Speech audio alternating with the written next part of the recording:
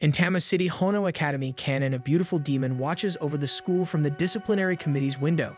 Suddenly, a boy named Yuji enters the room in a trance-like state. However, the moment he crosses the threshold, the spell breaks and his awareness returns. Kanon informs him that she had summoned his soul because she intends to devour him. Yuji reacts with bewilderment rather than fear, prompting Kanon to transform into her demon form and introduce herself proudly as a gourmet demon. Before arriving in the human world, Kanon resided in the demon realm, where extravagant platters were presented to her daily. However, food never tasted good to her. She decided to visit her father, Beelzebub. She admitted that ordinary food no longer satisfied her. She wanted to try devouring human souls, particularly those of young humans. She explained that she planned to nurture them carefully before consuming them.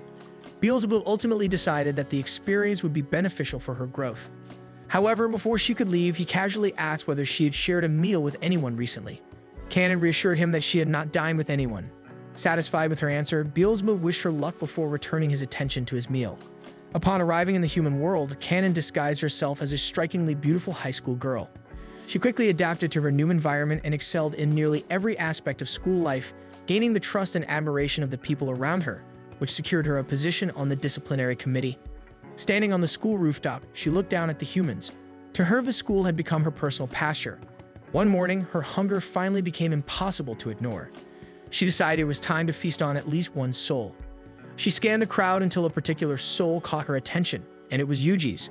Without hesitation, she placed him under a trance and silently commanded him to come to the disciplinary committee's office.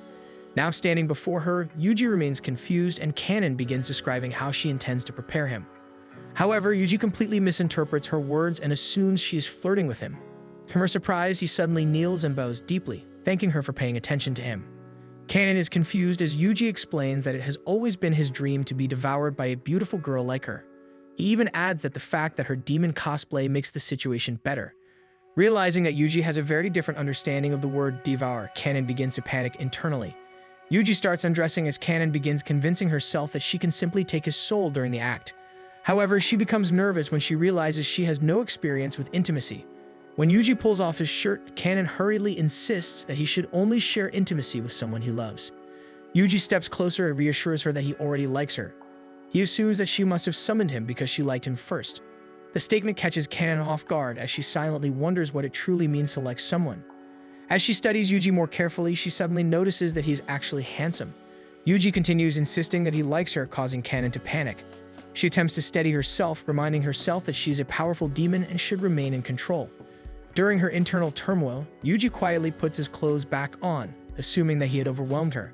Kanon notices his consideration and briefly thinks that he is being surprisingly thoughtful. However, her composure shatters again when he casually suggests they could still fool around in other ways. Seeing Kanon struggle, Yuji decides to suggest that they should start by dating instead. To her own surprise, the suggestion immediately calms her down. After a moment of hesitation, she agrees. Yuji's face lights up with excitement, as if he has just won the lottery. He quickly finishes putting on the rest of his uniform and rushes out of the room. Left alone, she starts to believe that she may have been tricked. Later that day, Yuji's childhood friend Nadeshiko asks if he can help clean her family's shrine. Yuji declines by casually mentioning that he has a girlfriend. At first, Nadeshiko treats it like nothing. Then the meaning suddenly sinks in and she reacts in shock. Yuji happily explains that Kanon is a senior at their school. Nadeshiko becomes genuinely happy for him and asks if he has a nickname for her. When Yuji looks at her in confusion, she explains that lovers usually have nicknames for each other. She feels like Yuji is the type to call a girlfriend by her first name, which gives Yuji an idea.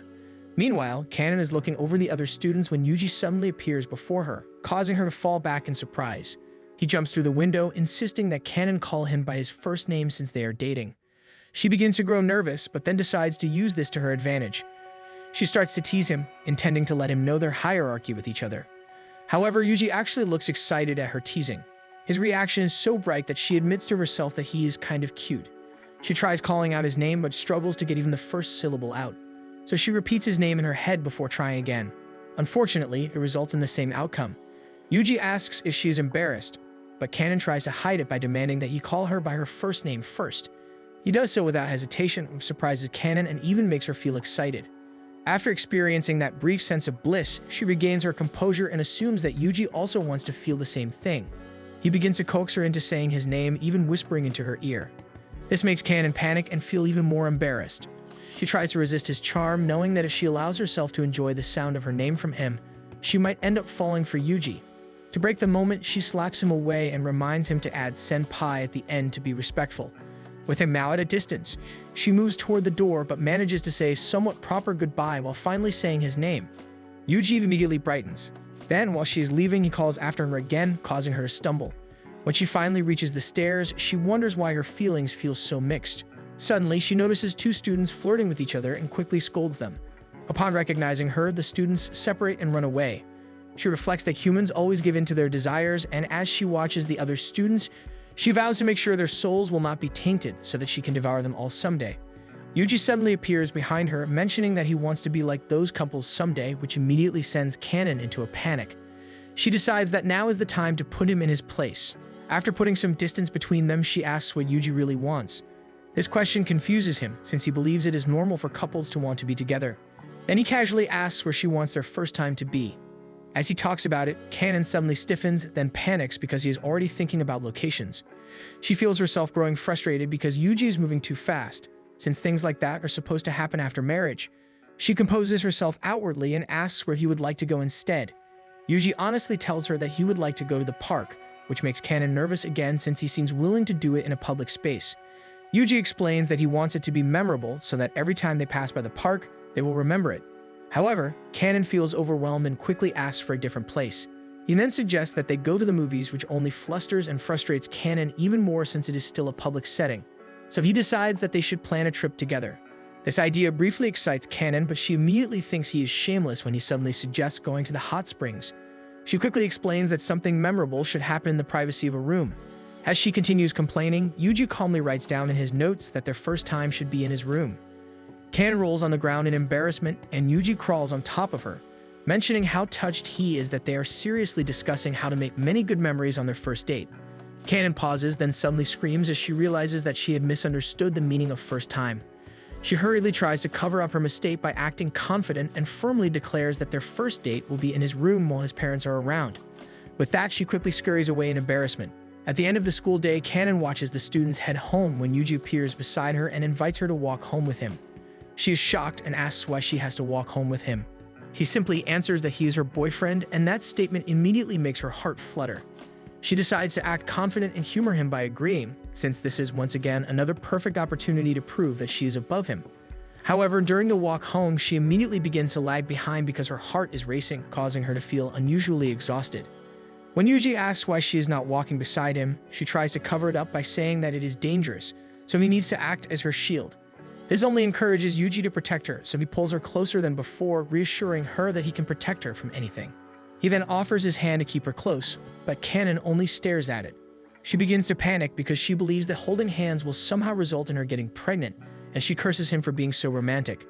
His hand suddenly looks threatening to her, yet she knows she needs to make a decision. A little later, people begin staring at them because Kanon has decided to tie his hands together so she can hold the other end of the rope. She tells him that this is what holding her hand means and asks how Yuji feels about it. To her surprise, Yuji seems to be enjoying the treatment because to him, it shows how much Kanon does not want to let him go. He believes that her desire to dominate him both mentally and physically is her expression of love. She becomes so embarrassed by his declaration that she ends up running away from him. She walks toward the park, hoping to clear her head, but soon begins hearing Yuji's voice. She thinks it is just a figment of her imagination.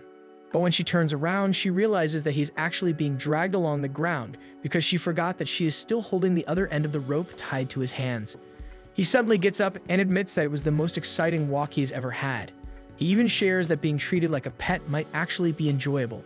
When she turns away from him in frustration, he tries to remedy the situation by inviting her to try something. Kanon's mind immediately jumps to something inappropriate, so she is surprised when they end up sitting on a bench with croquettes in hand.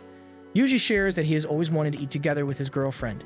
Kanon visibly relaxes and reaches into the plastic bag for the sauces, but Yuji quickly tells her not to add any because it tastes amazing and adding sauce would be disrespectful.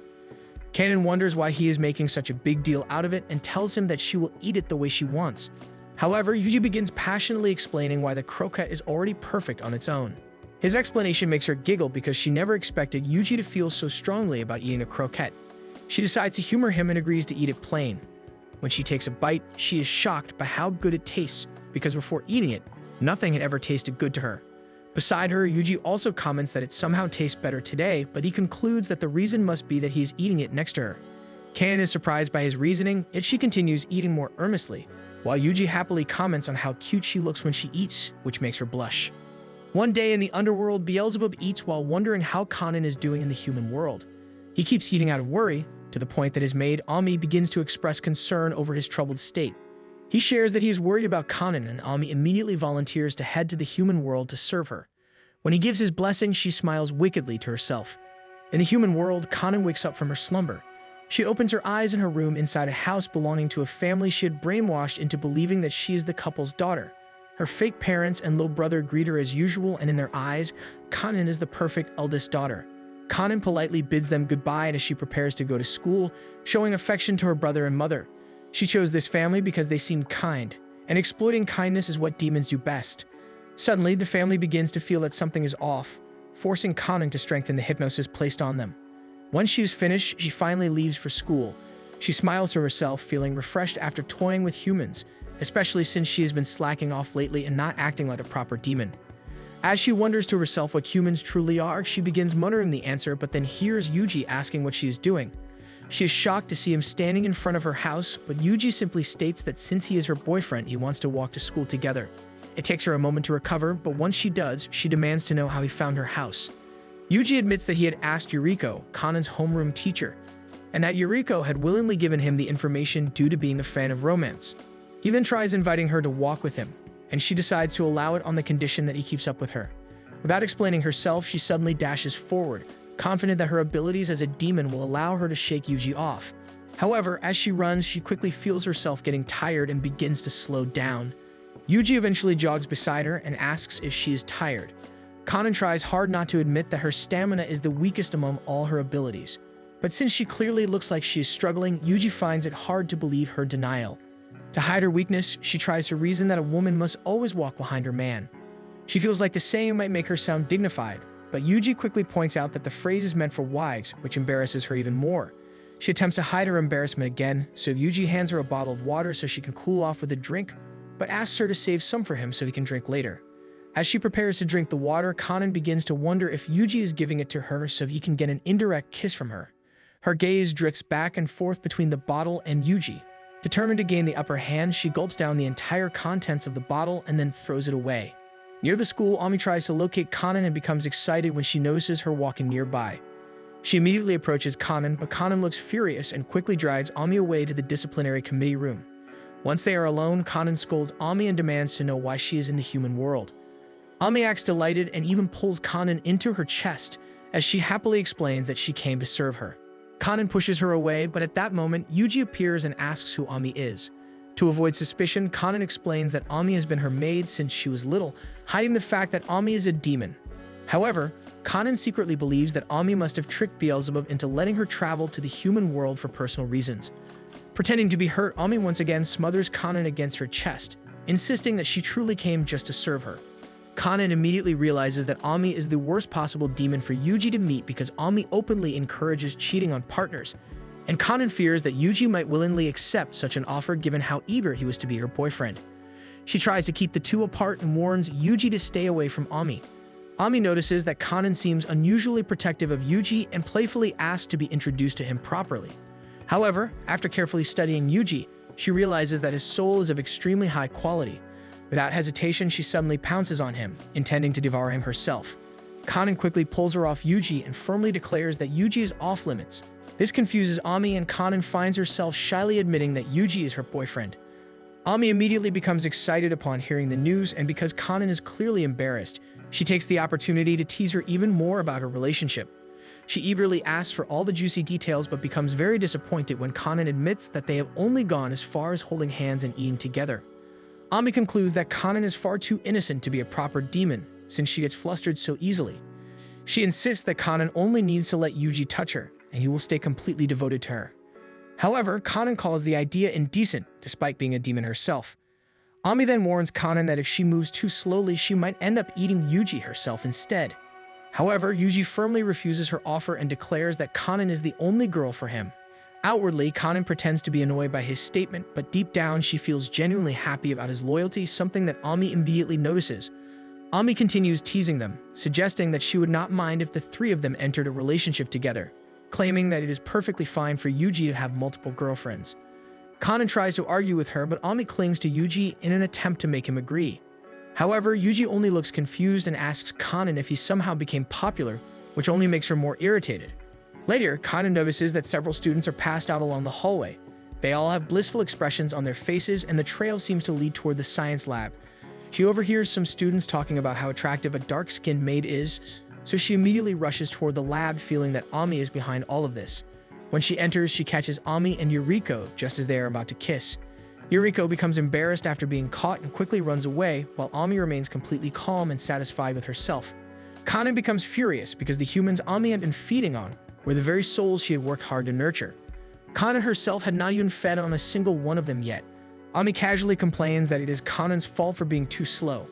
Kanan argues that Ami is too easy, which prompts Ami to defend herself by claiming that she only feeds on people she finds charming. Kanan does not believe her and begins pointing out Ami's questionable choices among her prey, but Ami calmly responds that each of them had something she personally found charming. Kanan becomes frustrated because this only proves that Ami can feed on almost anyone. Ami then justifies her actions by explaining that all of them had been kind and charming to her when they first met. Kanan is genuinely surprised by this explanation because it shows that Ami is capable of seeing the good in others, something she never expected from her personality. She slowly begins to understand why Ami is so popular, even among the other maids back in the demon world. However, this realization does not excuse the chaos she caused at school. Kanan starts by apologizing to Ami for misjudging her and acknowledges that Ami does, in fact, have standards. Still, she firmly warns Ami not to feed on students within the school grounds because it makes memory erasure extremely troublesome. Ami agrees and promises that she will only target non-students in the future. Kanan then nervously asks whether Ami finds Yuji charming. Ami immediately recognizes the name as Kanan's boyfriend, and upon noticing Kanan's flustered expression, she deliberately chooses not to reveal her true thoughts about him. Kanan desperately tries to remain indifferent, but Ami can clearly tell that she is becoming jealous and curious. A little later, as Kanan patrols the school grounds, she finds herself worrying that Yuji might fall for Ami someday. She imagines the possibility happening right under her nose and pictures Yuji already falling under Ami's charm. The thought causes her to pace faster and faster until she suddenly comes up with an idea. She decides to allow Yuji to follow her around school while she performs her disciplinary duties. To her, this is the best way to keep an eye on him so Ami will not be able to make a move. She also believes this is the perfect opportunity to teach Yuji about their hierarchy and remind him that he will always be beneath her. As she thinks this, she unknowingly releases a cold aura that Yuji can clearly feel. Nearby, a girl suddenly trips and drops her papers, and Yuji immediately rushes over and helps her. He even offers to carry the papers to the faculty office, which causes the girl to quickly develop a crush on him. Kanan notices this and immediately steps between them, instructing the girl to return to her class since she's already fine. After the girl leaves without question, Kanan asks Yuji if he is popular, but Yuji seems completely unaware of his own charm. She suddenly remembers Ami's teasing about jealousy and desperately tries to prove that she is not jealous at all. Unfortunately, Ami happens to witness the entire interaction from nearby. Later, another girl accidentally bumps into Yuji and immediately falls for him after seeing his face. Kanan quickly calls his attention. Soon after, a different girl slips on the stairs and once again, Yuji manages to catch her, forcing Kanan to guide him away yet again. Later still, Yuji approaches a rich girl named Perika because there is a fish cake-shaped object on her hair. She corrects him by explaining that it is actually a decorative hair clip, but she uses the opportunity to flirt with him, which only irritates Kanan even more because it feels like every romantic comedy trope is suddenly happening around her. She finally decides to complain to Yuji for attracting so many girls. She calls him irresponsible for being such a heartthrob and insists that she will make him understand his proper position. Yuji calmly responds that his position is her boyfriend. Kanan blushes because he clearly understands his role and is confident about it. Because of that, she decides not to punish him. Suddenly, his phone rings and he notices a message from Nadeshiko. Kanan grows curious, so Yuji explains that Nadeshiko is his childhood friend from the same class. She reads their exchange and notices how familiar they seem with each other. Although Yuji sees nothing wrong, the idea of him being close to another girl bothers Kanan, so she grabs his phone and begins insulting him. After school, as they walk home, Kanan deliberately keeps some distance between them, causing Yuji to ask if she is angry with him. She denies it at first, but later stops and presses her head against his chest. She complains that he already belongs to her, so he cannot go around flirting with other girls. When she looks up, Yuji notices tears forming in her eyes. He tells her that he finds this jealous side of her adorable. Kanan tries to argue, but she becomes distracted when he starts petting her hair. An unfamiliar, warm, and giddy feeling begins to spread through her body from the affection he shows. She tries to resist it, but the more he pats and scratches her head, the more she finds herself melting under his attention. From the rooftop, Ami watches the two of them with amusement, fascinated that Kanan has chosen to date a human of all creatures. However, behind her, Ami looks at Yuriko's blissful state. One day, Kanan catches Yuji and Nadeshiko eating lunch together on a non-school day, which immediately irritates her. Ami, who notices Kanan fuming nearby, snickers to herself, sensing that this might be fun to watch. Yuji seems completely unaware of Kanan's mood and happily greets her, but Kanan immediately demands to know who the other girl is. Yuji introduces her as Nadeshiko, his classmate, but Nadeshiko quickly corrects him and insists that her name is Nadeko. Kanan recalls seeing the name Nadeko in Yuji's chat logs where he described her as his childhood friend, which leads Kanan to suspect that Nadeshiko is trying to steal Yuji away from her. In front of her, Nadeshiko scolds Yuji for calling her by her last name again and insists that he use something cuter instead. This only bothers Kanan further. Nadeshiko then apologizes for her familiarity with Yuji, explaining that it comes from their long history together. Ami finally approaches the group and casually asks if Nadeshiko has any fond memories of Yuji. Kanan is shocked to see her, but Ami ignores her. Nadeshiko entertains the question and shares that she used to play with Yuji at the nearby park and even had sleepovers with him. Nadeshiko even shares an embarrassing story about how Yuji once wet the bed. Yuji quickly corrects her, insisting that he only spilled juice. Nadeshiko fondly remarks that Yuji used to be much cuter when he was younger.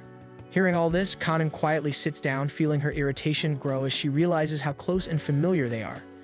Nadeshiko senses the hostility and notices that it is coming from Kanan. Feeling uneasy, she asks Yuji why Kanan is acting so strangely toward her. Yuji casually explains that the girl is Kanan, his girlfriend. Nadeshiko blushes in surprise and finally understands why Kanan has been glaring at her the entire time. Wanting to clear things up, she stands and tells Kanan that she and Yuji are not dating, and that they only became close because of their parents. Kanan responds with a smug expression and asks if she is bragging. Nadeshiko struggles to explain further and ends up blurting out random details about her relationship with Yuji, each one sounding like a stab to Kanan as it highlights how close they are. Eventually, Kanan says she has heard enough, which relieves Nadeshiko. However, when Nadeshiko looks at her again, she notices Kanan smiling in a way that feels threatening as she coldly says that she will skin Nadeshiko alive and throw her remains into the demon world. Realizing that Kanan still misunderstands, Nadeshiko panics and begs Yuji to explain things properly. However, Yuji is completely mesmerized by how bright Kanan's smile is. Nadeshiko grows increasingly desperate, trying to fix the situation by praising Kanan. She even says that Kanan and Yuji make a perfect couple, but none of it seems to calm her down. Trembling under Kanan's gaze, she tries to shake Yuji out of his daze so he can help her, but he remains completely captivated. Suddenly, Kanan appears behind Nadeshiko and slowly approaches her, describing how she intends to torture her. Nadeshiko backs away, continuing to praise her in hopes of stopping her. In her panic, she suddenly blurts out that Kanan is Yuji's wife. That statement unexpectedly works. Kanan immediately turns into a blushing girl, both pleased and embarrassed by being called Yuji's wife. Nadeshiko stares at her in disbelief but is startled again when Kanan steps closer. Kanan then compliments her and giddily explains that she and Yuji are still too early in their relationship to be thinking about marriage. She then straightens up and fixes Nadeshiko with a cold stare, saying that she likes her but then calls her a lowly creature, which shocks Nadeshiko. Moments later, Kanan starts gushing again over being called a wife, while Nadeshiko processes everything that just happened. Strangely, she finds that she does not mind being called a lowly creature. Back at Kanan's home, Ami talks about how much fun she has been having in the human world, which confirms Kanan's suspicion that Ami came here for her own amusement rather than to serve her. Ami casually pours tea for herself and tells Kanan to pour her own if she wants some. She then mentions that she is hoping to see a more intense love rivalry next time. Kanan pouts and complains that Yuji is too bold for entering a love contract with her while still spending time with another girl. She admits that she also wants to have lunch with Yuji, but after noticing Ami's reaction, she quickly takes it back. She insists that she still has her pride as a demon and refuses to eat alongside her livestock. So frustrated, she pulls Shotaro onto her lap and starts pinching his cheeks to relieve stress. Ami then expresses concern that Kanan might be developing genuine feelings for Yuji, warning that it could lead to heartbreak once she eventually devours his soul. Kanan looks confused at first, then suddenly realizes that she had completely forgotten her original goal. Startled, she pushes Shotaro off her lap and tries to refocus on her objective. However, she quickly convinces herself that the situation actually works in her favor. All she needs to do is charm Yuji enough during this battle, and once he falls completely in love with her, he will willingly offer his soul. After hearing her plan, Ami casually suggests that the next step would be for them to go on a date. The idea immediately flusters Kanan, but she tries to remain composed and asks why a date is even necessary. Ami explains that it is the best way for Kanan to make Yuji fall for her and adds that since they are already lovers, going on dates is completely normal. Kanan suddenly becomes shy and tells Ami that she is inexperienced with dates and does not know what to prepare in order to go on one. She wonders if it requires parental consent or even a contract. Ami gives her a side hug to calm her down. Ami tells Kanan that dates are simple, and that they just mean spending time with Yuji, and at the end of it, allowing herself to be devoured by him. To prove a point, she bites on Kanan's ear, easily flustering her. Kanan quickly pushes Ami off, and they both decide to skip the last part, but Ami insists that Kanan should still be the one to invite Yuji out on a date. However, Kanan seems too nervous. Ami points out that Nadeshiko was able to do it, though Kanan argues that Nadeshiko and Yuji were not on a date. Ami does not back down and insists that it was, using the opportunity to tell Kanan that she is slower than Nadeshiko, which is sad considering Kanan is supposed to be a greater being. It works and Kanan decides that tomorrow she will ask Yuji out on a date. She decides to leave for her room so she can pick out an outfit. Kanan's human parents look at her and find it amusing that she is in love, but then something clicks as they do not recall ever hiring a maid like Ami in their household. The next day, Kanan summons Yuji to the disciplinary office and he wonders why she suddenly needs him. Kanan calmly drinks her tea as she tells Yuji that she happens to be free this weekend. However, her hands shake and she has trouble asking him out properly. Ami silently cheers her on beside her, and even Yuji is confused since her words are not coming out. Kanan decides to say she was looking for someone to exercise with, which disappoints Ami. She tries again, attempting to say that they should go out after exercising, but then ends up using the word duel instead of date. She tries to take it back, but this time her nervousness still gets the better of her, and she tells Yuji that she wants to go on a protest march. Yuji does not seem to mind and has a vague idea of what she wants, which is still completely off the mark, making Ami wonder how idiotic humans really are. As Yuji expresses excitement over the coming weekend, Kanan grows frustrated and exclaims that she has been trying to ask him out on a date. She grabs him by the front of his shirt and demands that if he is free this weekend, they should meet at the station at 11. When she closes the door, she suddenly feels overwhelmed and shy about what she just did. Ami pats her head, proud that she pulled through. Meanwhile, Yuji is still in the room processing what just happened. On their date, Yuji is ecstatic that their destination is the Tokyo Skytree. They head up to the view deck and Kanan giggles at Yuji's excitement. She then snickers wickedly because this is all part of her plan to make him fall for her. She plans on inciting fear in Yuji, which he will mistake for love. Yuji approaches her again, complimenting her casual wear, which makes her laugh. Kanan thinks now is the perfect time to plant fear in his heart. She heads to the window and mentions how scary it is, trying to encourage Yuji to look down as well. However, before she can grab his hand, Yuji moves in the other direction, mentioning that the view is beautiful in another area. Kanan gets the feeling that he is avoiding her, because Yuji is always the one eager to hold her hand. She studies his face and notices he looks a bit nervous, and she gets the idea that he might genuinely be afraid. She figures this can work to her advantage. She tries to tease him, hinting for him to admit his fear of heights. He even resists when Kanan starts pulling him toward the windows. She tries really hard, even clinging to his arm. However, the movement causes his arm to hit her chest, and Kanan realizes she forgot something important. Yuji gets nervous, but his curiosity cannot take it anymore, and he asks if she happened to forget something.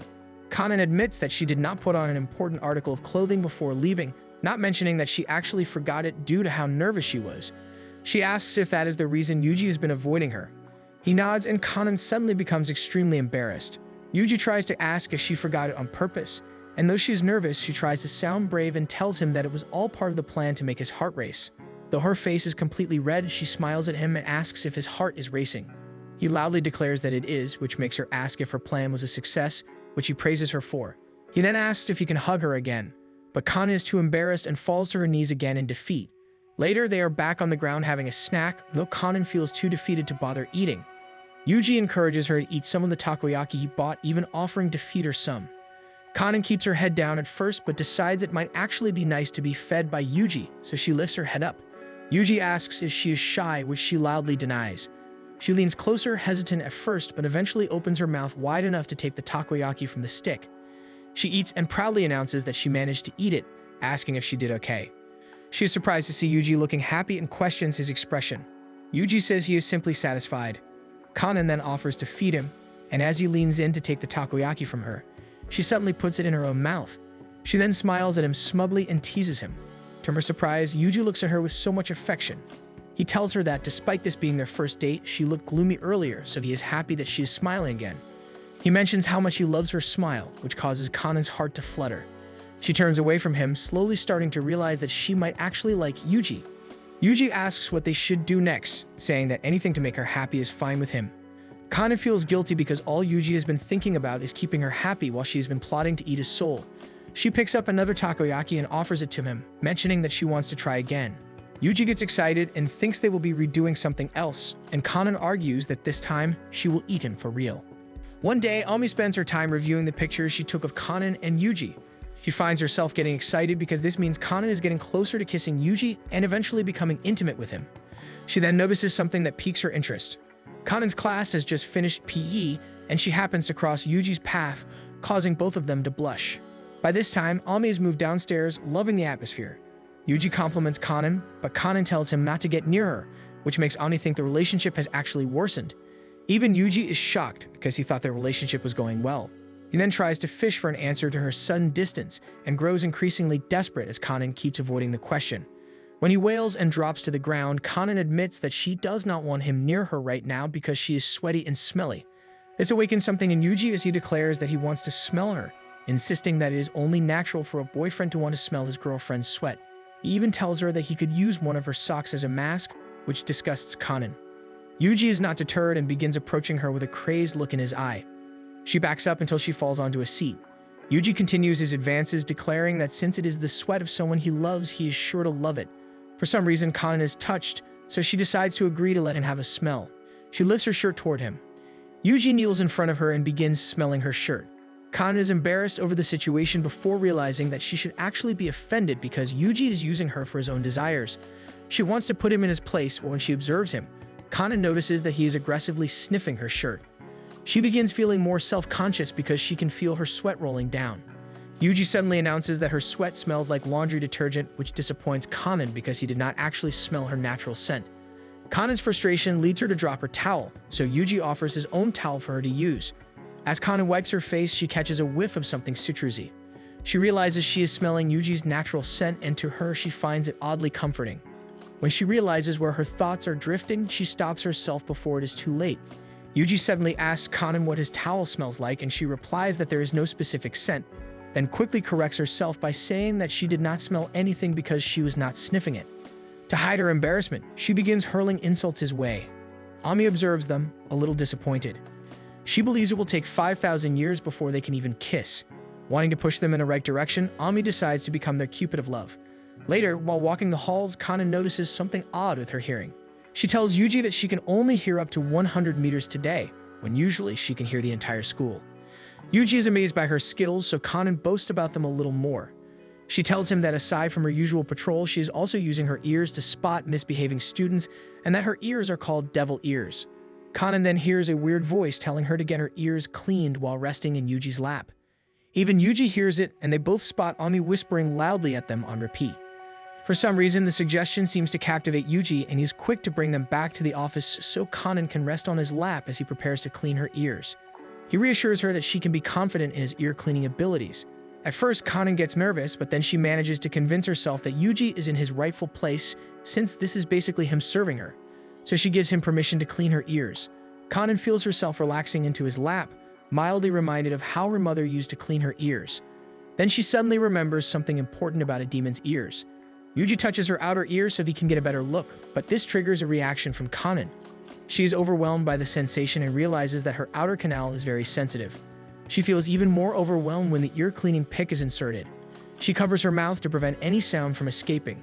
She becomes mildly aware of how deep the tool is in her canal, making her panic that her eardrum might rupture. As Yuji is completely absorbed in the task at hand, Kanan desperately tries to keep her voice down as she squirms. Ami stares at them in amusement, knowing that Kanan will give in soon. Yuji takes the moment to admire Kanan's ears. He compliments their unique shape and softness.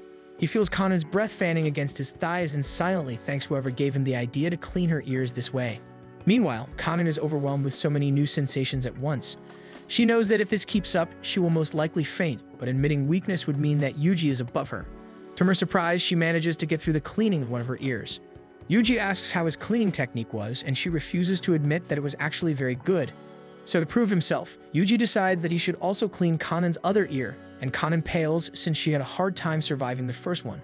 Nadeshiko walks the halls intending to look for Yuji. When she nears the disciplinary office, she hears a lot of odd noises coming from both Yuji and Kanan. She falls to the ground as she tries to make sense of what she is hearing and is shocked when Kanan slides open the door to leave, while Yuji is left devastated in the room. Ami, on the other hand, is quite pleased with how she is handling her role as Cupid. On a different day, the heat is intense, so Ami lounges by an inflatable pool in the office. Kanan envies Ami's free spirit. She is suffering due to the heat, and even the air conditioning in the office is down today. Suddenly, Yuji enters, asking if Kanan had called for him. Kanan is confused, but Ami is pleased that he finally arrived and proudly shows off her swimsuit, which excites Yuji. His reaction makes Kanan pout slightly, which Ami teases her about. She tries to convince Kanan to wear a swimsuit as well. However, Kanan refuses, claiming to be too noble to wear something like a swimsuit in public. However, she feels challenged when she sees how Yuji compliments and takes photos of Ami. Her jealousy becomes too strong, so she changes into her school swimsuit, which causes both Yuji and Ami to cheer. Yuji is quick to start complimenting her, and it does not take Kanan long to enter the pool with Ami and splash around for Yuji's eyes to enjoy. Kanan feels oddly exposed under his gaze. She knows Yuji is only staring, but due to his intensity, it feels like something much more intimate is happening. She suddenly slaps his eyes and hides herself, demanding that he leave the room. Ami is confused, and Kanan explains that her body got excited from his gaze alone, so Yuji needs to leave. Yuji agrees to her request on the condition that he can bury his face in her swimsuit, which she pointedly refuses. Disappointed, he begins moving away but slips back into the pool due to a small puddle. For some unknown reason, his face ends up in one of the flaps of Kanan's swimsuit. Embarrassed over their position, she gives him a hard slap. Feeling done with his antics, she decides to leave the pool, only to slip on the same puddle and somehow land on top of Yuji, leaving them in an odd position. Ami snaps several photos of them, urging them to continue, but both of them refuse. On another day, Yuji joins Kanan on her daily patrol around the school as Ami stalks them. Some students notice Ami, so she decides to change her outfit to look more like a gal, and then gets a dog so she can scare Yuji and Kanan together.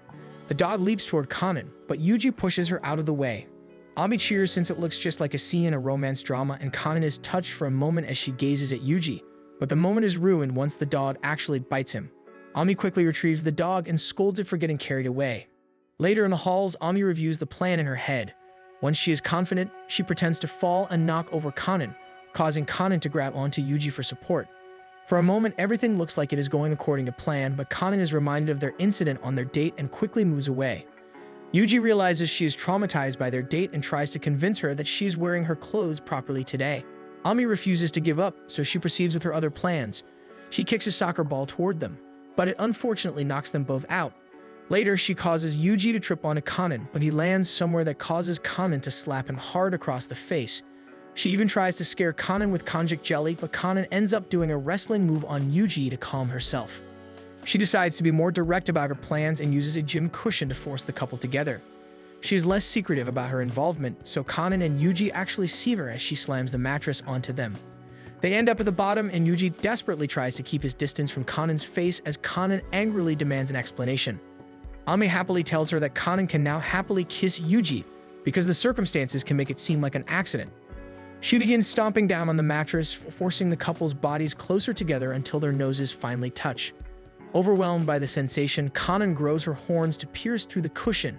Kanan angrily confronts Ami about her actions, and Ami immediately confesses that she made a promise to make sure Yuji and Kanan engage in a physical relationship. Her confession slightly irritates Kanan, especially since Yuji actually liked the last incident. Later, in the disciplinary office, Kanan is finally able to complete her journal entry when Ami suddenly announces that Kanan has no charm. Kanan is confused about how she came to that conclusion, so Ami explains that she did her best to bring Yuji and Kanan closer together, but Yuji barely touched Kanan in all of her attempts. Kanan insists it is because she never gave Yuji a chance to touch her, insisting that if she did, Yuji would not be able to resist her. This makes Ami smile deviously and challenge Kanan to try something. Later, at the end of the day, Yuji heads to the office to walk Kanan home, but is surprised to see her sleeping on the couch. He finds her cute this way, and Kanan smiles to herself since this is her chance to prove to Ami that she is irresistible to him. Yuji suddenly removes his top, exciting Ami, who is watching by the window, but instead of taking advantage of Kanan, he places his top over her, turning it into a blanket, which disappoints Ami since he is such a gentleman. Even Kanan feels a bit let down, so she tries to change her position to make herself look more appealing. Yuji does feel excited to see her in a new position, but instead of acting on his desire, he begins working out to distract himself. He does this every time Kanan changes poses so he can keep himself in check. However, he completely exhausts himself, and he becomes aware that if Kanan changes into another pose, he might not be able to resist her any longer. However, Kanan is not aware of his thoughts, and in her mind she starts to think Ami is right and that she is not attractive at all. As she allows herself to spiral, Yuji cannot help himself anymore and pokes her cheek. He realizes that he had given in to his desire to do just that and runs out of the room, screaming in horror at his actions, passing Nadeshiko along the way. Back in the office, Ami returns and mentions how big of a loser Yuji is. However, she notices how Kanan's expression suddenly shifts from thoughtful to giddy over Yuji. This makes her believe that Kanan is equally hopeless when it comes to love. One morning, Yuji's homeroom teacher introduces the class to a new student named Jean, who enters wearing what appears to be a nun's uniform. When Jean is asked to introduce herself, her eyes land on Yuji, and they sparkle as she immediately makes her way toward him. However, she trips before reaching him, causing Yuji worry. Jean quickly recovers, then grabs his hand and promises to protect him from demon attacks. Yuji is confused but warns her that her underwear is showing, though Jean does not see any issue with it. A little later, Jean is brought to the nurse's office by Yuji. Ryoko, the school nurse, asks what the problem is, and Yuji explains that Jean suddenly started talking about demons in class. Jean tells them that she is an apostle of God and that Yuji's soul is so pure and saint-like that heaven wants him to become a saint. However, demons are after his soul. She holds his hand again and promises to protect him. After a moment, Ryoko sighs and begins scribbling on a piece of paper. She tells Yuji that he is in a dangerous situation. Though she outwardly agrees with Jean, she discreetly shows Yuji a note explaining that Jean has a severe case of chunibyo, and that it is best for him to play along until she gets bored. Still in the nurse's office, Jean announces that she will place a protective charm on Yuji. She insists that he needs to be doused with a gallon of holy water. When she realizes the bottle is already empty, she decides that any liquid will suffice. She climbs on top of him and begins gathering saliva in her mouth, intending to spit on him because she believes it is what heaven has commanded. Ryoko pulls the curtain closed to give them privacy. Yuji struggles wildly against Jean, not wanting to be spit on. However, Jean insists that he must allow it or demons will get him and prevent him from joining heaven with her. Yuji panics and declines joining whatever group she is referring to, causing Jean to wail loudly enough to alert Kanan. Kanan grows curious and peeks into the nurse's office, only to see their silhouettes in what appears to be an inappropriate situation. Ryoko tells Kanan not to disturb them since they are just having fun, but Kanan refuses to allow such behavior with her livestock. She pulls open the curtain and finds Yuji and a tearful Jean. The very sight angers her because it looks like Yuji is cheating. At first, she assumes Yuji initiated the situation and threatens him, but quickly realizes he is the victim when he crawls toward her, clings to her, and expresses how terrified he was by Jean's actions.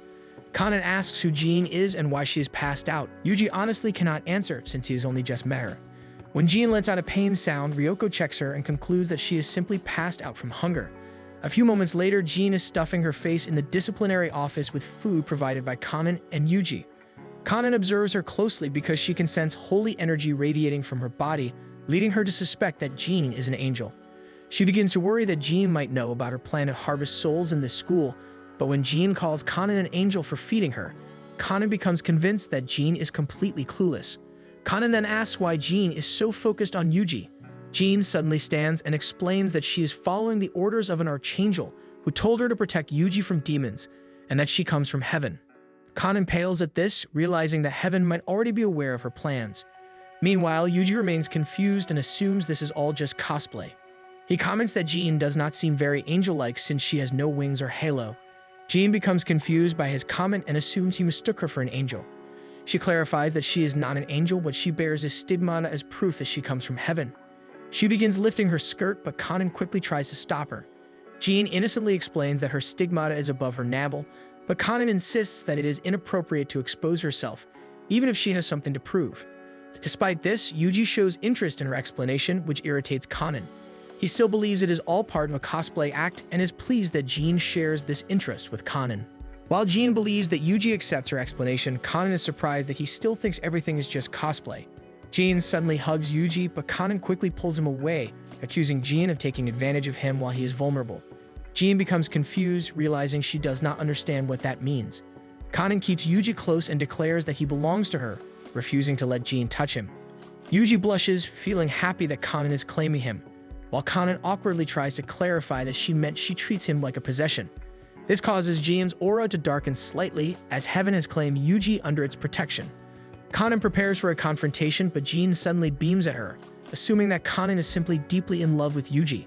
She then prays to God to bless both Kanan and Yuji's relationship. Kanan then asks if Jean knows what the demon she is supposed to protect Yuji from looks like. Jean excitedly reveals a photo of the demon, which turns out to be Kanan in her demon form. It takes her a moment to notice the resemblance, but once she does, she throws herself at Yuji to protect him from Kanan. This action angers Kanan, who finds it improper. Jean accuses Kanan of trying to charm Yuji, but Kanan throws the accusation back at her. Kanan forcefully pulls Yuji away and holds him protectively, stating that there are limits to how much he can be touched before it becomes improper. All of Kanan's words confuse Jean, who wonders if she is referring to some kind of food. Kanan does not believe Jean's innocence at all. To her, Jean's actions seem far too suggestive, so she ends up calling Jean a demon. Jean is devastated, feeling heartbroken at being called the very thing she was sent to hunt. After school, Yuji watches Kanan and Jean as it seems Jean wants to follow them on their walk home. He observes the two girls arguing over him and wonders if he somehow became popular, and whether it is supposed to make one feel uneasy. He suggests that they all just walk home together. However, this disappoints Jean, as it seems he is unwilling to let go of Kanan. She walks up to him and suddenly buries his face in her chest, promising to show him the right path since he is a servant of God. Her statement sounds contradictory to Kanan, but before she can process it, Jean is already holding Yuji's hands and rushing him out of the school. Kanan watches them run off, her eyes zeroing in on their linked hands. An unbearable rage builds within her, as she has not even held Yuji's hand yet, and Jean has already taken that first moment right in front of her. She runs after them at full speed, determined to hold Yuji's hand as well. However, the moment the thought crosses her mind, she hesitates, fearing that something like that might lead to pregnancy. Even so, the thought of losing Yuji to Jean frustrates her even more. Gathering her courage, she finally reaches out to grab Yuji's hand, but misses because both Yuji and Jean are no longer in front of her. Jean suddenly grunts behind her, believing Kanan has cast a binding spell. In reality, her clothes have gotten caught on a tree branch, preventing her from moving forward. Kanan feels a bit sorry for her and walks over to help free her, but Jeannie insists this is some kind of demonic trick and declares she will not yield to any demon. When Jean calls her filthy, Kanan grows irritated and hurts her slightly. Jean struggles even more, trying to break free, unaware that she's only making things worse. Kanan warns her to stop, but Jean refuses to listen and continues struggling until her skirt tears, causing her to fall and hurt herself. Yuji and Kanan end up staring at Jean as she lies on the ground, attempting to crawl away while vowing not to give up despite the pain. The next day, Kanan prepares a trap for Jeannie, using Yuji as bait. She swears to make Jean pay for holding Yuji's hand the day before. As Kanan makes a speech about maintaining her pride, Yuji asks if he is helping her, and she confirms that he is, which brings tears to his eyes. Even Ami is fired up at the thought of going against someone from heaven. However, time passes and Jean does not appear. Even after the announcement to clear the school rings, she still does not show up. This irritates Kanan, as Jean did not even bother coming to school. Later, Kanan decides to search for Jean around town. They head to a bridge by the riverbank, as their intel suggests that Jean is staying there. They spot a cardboard box, and Kanan is surprised that heaven would send someone to live in such conditions. They sneak closer and peek inside. They see an old man asking Jean for forgiveness, which she grants, saying that God forgives him. The homeless man feels relieved, hugs her legs, and offers her a snack. At the sight of food, Jean cheers and begins eating as soon as the man leaves. By then, Ami and Kanan have already entered the shelter, commenting on how meager the offering is. Jean is surprised to see them, but Kanan questions her suspicious behavior, especially since she abandoned Yuji despite claiming to protect him. Jean struggles to explain while eating, but once she finishes, she says that she has started guiding lost children of God and offering confession services. Kanan steps outside and sees a long line of men waiting to confess. Two thugs get angry at her for cutting in line. They complain about how long they have been waiting, hoping to rest on Jean's thighs during confession. They even admit they have been committing sins on purpose just to come back. This angers Kanan, who scolds them for having filthy souls. To Jean's horror, Kanan drives all the men away, effectively cutting off her food supply. Back inside, Jean cries over her loss while Kanan lectures her on not encouraging sin just to receive offerings. Jean calls Kanan a demon, especially now that Kanan has prevented her from getting food. Kanan finds her pathetic and suggests she simply return to heaven. Jean says she would like to return but cannot until she completes her mission. She begins describing heaven as a paradise with pleasant weather, abundant food and wine, and beautiful people. Kanan studies her blissful expression as she talks, but Jean quickly corrects herself and insists she cannot leave Yuji alone with a demon like Kanan who plans on eating him. Kanan admits that she does not actually plan to eat him yet, which piques Jean's curiosity. Kanan struggles to explain her relationship with Yuji, so Ami interrupts and bluntly tells Jean that Kanan wants to do naughty things with him. Jean is confused, thinking it sounds like some kind of demonic ritual. When Kanan denies it, Jean insists on an explanation. Kanan awkwardly tries to explain things like touching and kissing, but Jean still does not understand as she does not even know what kissing is. Seeing Kanan struggle, Ami steps in and simplifies it by saying it is basically mating. Jean understands mating as something done to produce children, which confuses her further as to why Kanan would want that with a human. To clarify, Ami whispers the details to her and even shows her videos, which completely shocks Jean. She had believed babies were delivered by storks, and the truth overwhelms her so much that she heads outside to cry from all the information. The next day at school, Jean returns, but she is clearly distracted by what she learned. Yuji is slightly concerned as she was like that throughout the day, though Kanan pays her no mind. Finally, gathering her courage, Kanan takes Yuji's hand and suggests they walk home together. Yuji beams with happiness and agrees, leaving Jean behind to process everything on her own. Thanks for watching, and don't forget to subscribe to see what happens next.